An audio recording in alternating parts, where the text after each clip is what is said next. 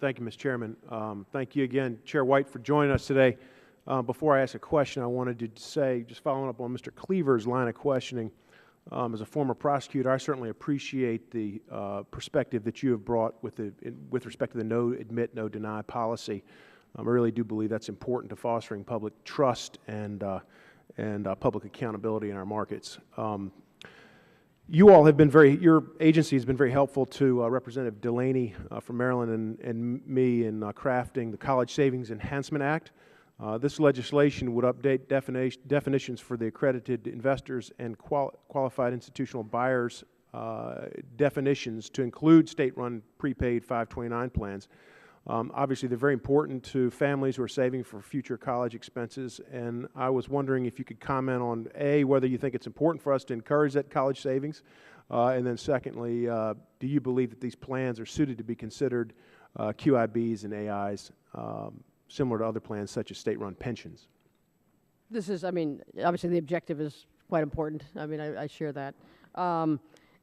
As part of our review, which is ongoing, of the definition of accredited investor, this is obviously, part of that. I think our staff from Division of Corporation Finance has actually met with several representatives of the Section 529 plans to discuss the idea, whether through guidance or rulemaking, but are very focused on the issue. Okay, thank you. Also, as I indicated in my opening remarks, I think that some of the comments that you've made relating to disclosure overload are so important, and you've indicated that obviously you all were trying to review this regime and trying to come up with proposals that protect investors, don't overburden investors and confuse investors, and also look for ways to reduce unnecessary costs for issuers. I guess my question is, how is that review proceeding, and what are there specific things that you think of that should be top priorities for the SEC in trying to scale disclosure requirements down the road?